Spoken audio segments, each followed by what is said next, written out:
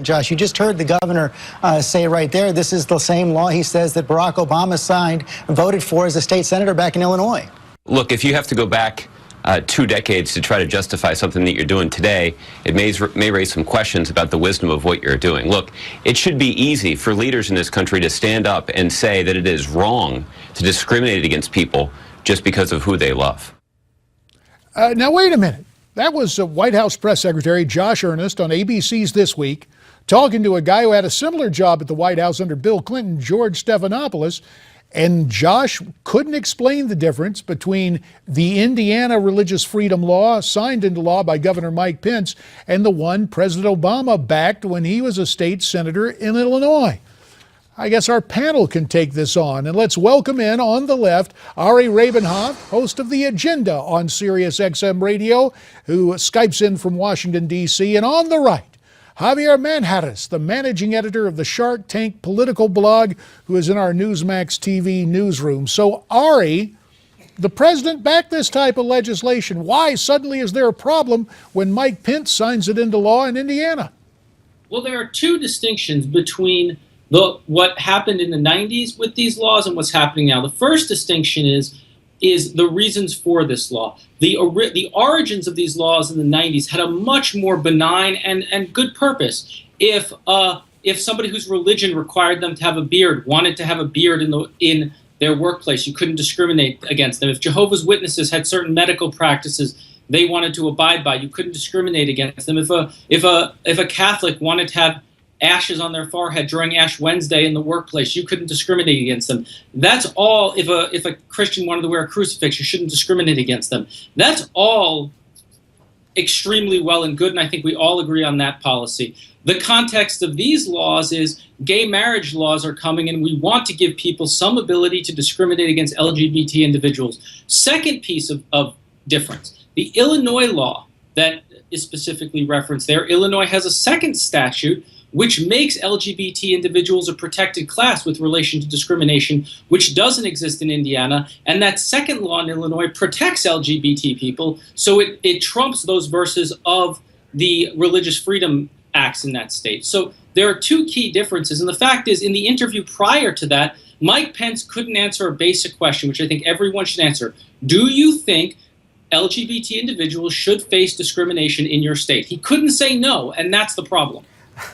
Your take on it, Javi? Well, I saw that interview with with Stephanopoulos, and he didn't say no, he didn't say yes either. He said that they don't discriminate whatsoever against anyone in that state. I think he did answer that question. But look, let's go back to 1993 when the federal Religious Freedom Act was first introduced into legislation by then Democrat Congressman Chuck Schumer, and signed into law by then Democrat President Bill Clinton.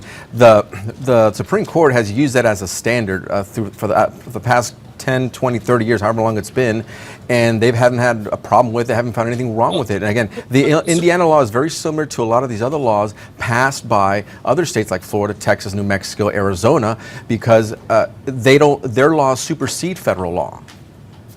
Well, the reason these states actually pass laws is because the Supreme Court actually said a few years later that law passed by the federal government doesn't apply to states, right, which is why you saw some states pass these laws in the 90s and why you have Barack Obama voting for it in the 90s. But the context of these laws is completely different. And the fact is, yes or no, it was a yes or no question to Mike Pence. Do you believe LGBT people should be discriminated against? And he could not say no. But he did say that no one is getting discriminated against. He didn't say yes or no, you're right. Because it depends on the definition of discrimination. Absolutely. If you're denied a place to eat or denied accommodations under civil rights laws, that's clear. However, when it comes to a business to freely associate, for example, to cater a wedding or make photographs for the wedding, why should that business be held criminally accountable if they choose not to do that? Right. So can I ask you a question? If a business said anti-miscegenation statutes are opposed to my religion, which was something that existed in this country as recently as 15 years ago, my religion says anti-miscegenation statutes are opposed to my religion. I won't work at a wedding between a white person and a black person. Would that be okay? It's their prerogative. If someone doesn't want to work it, it's their choice not to. It's up to them. But we have public the question becomes, I would say that's not their choice, Javier. I choose to allow Amazon to sell you my book, Ari. How's that? I don't have a problem with that. Okay, but that's not the law in this country right now. I get it. Well, the challenges remain there. There are obviously a lot more topics of concern and conversation, from what is written in laws to those who want to apply, so to speak, to sign those bills into law. The presidential race, who may be getting in it and why, our next topic of conversation as our panel comes back.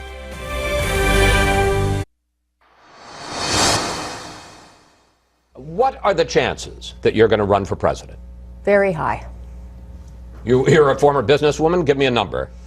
Higher than 90%. An interesting exchange there between Chris Wallace and Carly Fiorina on Fox News Sunday yesterday. It will lead to more interesting exchanges between the members of our political panel as we continue our conversation. On the right, it's Javier Manjarres, the managing editor of the Shark Tank political blog in our Newsmax TV newsroom. And on the left, Skyping in from Washington, D.C., the host of The Agenda on Sirius XM Radio, Harry Rabin-Havt. Javi, since you're the Republican consultant there, Carly Fiorina, she's got some clever sound bites and she seems to be on a mission. What kind of chance do you think she has in the presidential sweepstakes? Look, I don't put anything past anyone. This is politics is very fluid. She has just as good a chance as anyone else, I think. Again, anything can happen. Now, as far as the race, it's too early to say. We have Cruz officially in. Rubio's supposed to be getting in a couple weeks.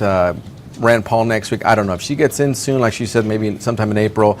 God bless her for taking the dive, as everyone else is going to take. But I don't put anything past it. Again, politics is fluid. Anything can happen. Friendly amendment, taking the plunge as opposed to taking a dive. Yeah, but be that as it may, all sports expressions aside, what about it, Ari? What about Carly Fiorina as a candidate? I think it would be taking a dive. As CEO of HP, she laid off 18,000 workers and said her only regret was that she didn't do more layoffs quicker. Her merger with Comcast was an abject failure, and she calls her outsourcing right sourcing. If that's the candidate Republicans would like to run for president, go for it. Well, let's turn to another woman mentioned prominently for the presidency, Hillary Clinton. We got that Friday document, not a document drop, but an admission that the server had been wiped clean. Is Hillary in trouble? Martin O'Malley's out there on the trail, Ari. Martin O'Malley's out there running for Secretary of Health and Human Services, I think. I just can't take his candidacy seriously yet. I'd like to see a competitive Democratic primary. I've said so on your show. There's no Democrat who stepped up. I think this email controversy is like most other Clinton controversies. Partisans on one side won't care, partisans on the other side will care, and everyone in the middle will be too confused for it to make any difference. Well, do you think, Ari, that this latest Clinton problem, she's going to just sail right past it? I'm sorry, Javier, to you.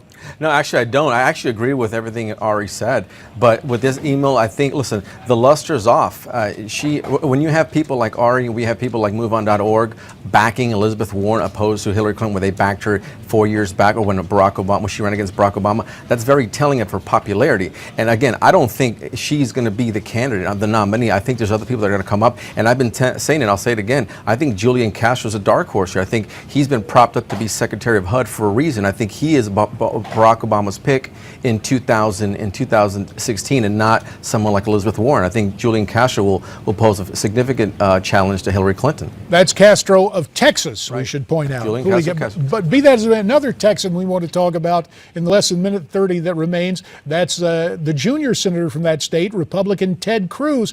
Take a listen to his exchange with Dana Bash on CNN over the weekend.